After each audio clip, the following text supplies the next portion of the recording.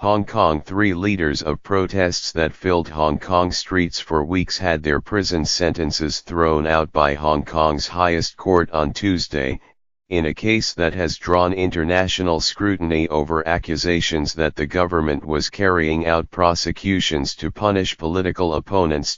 Joshua Wong, Alex Chow, and Nathan Law had been sentenced to prison terms ranging from 6 to 8 months for their roles in the 2014 protests, known as the Umbrella Movement. Their imprisonment last year had led some pro-democracy politicians to call them political prisoners, an accusation the Hong Kong government rejected. Mr.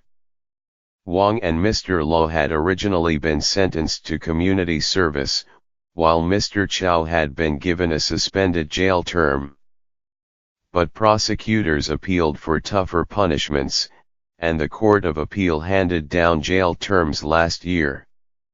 While the 3 were released on bail as they appealed those jail terms, the sentences prevented them from pursuing political office for 5 years. Their jailing spurred international criticism and protests in Hong Kong. Some critics said the ruling threatened the reputation of Hong Kong's legal system and was a sign that its courts were under growing pressure from mainland China. The Court of Final Appeal has today corrected an injustice, Mabel O., Director of Amnesty International Hong Kong, said in a statement. The government's vengeful pursuit of harsher sentences led to the trio being jailed, and it is right this has now been overturned. The ruling meant the 3 protest leaders walked free on Tuesday. But the court affirmed tougher sentencing guidelines that would lead to imprisonment in the future for similar offenses.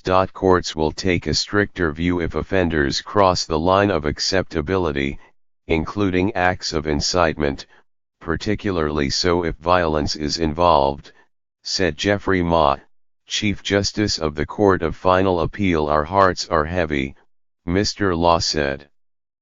We walk free, but Hong Kong's democracy has lost a battle. Mr. Wong said he would not describe today as a victory, saying Hong Kong faces rule by law instead of rule of law.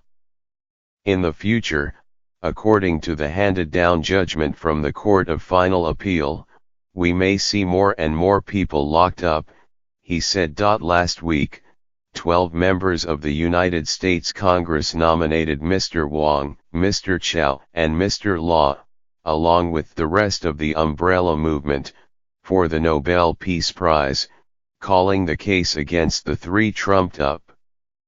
Hong Kong and mainland Chinese officials accused the American politicians of interfering in domestic Chinese affairs. Hong Kong lawyers and legal scholars have defended the courts.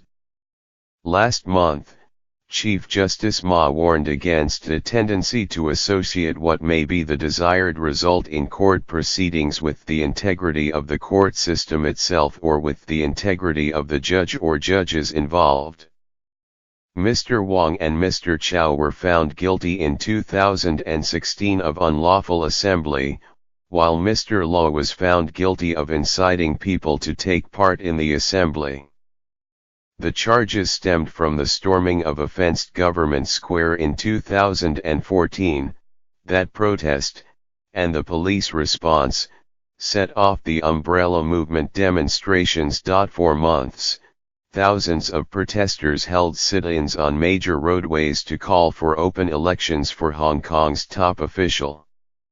The government refused to back down, and the protests ended after 79 days.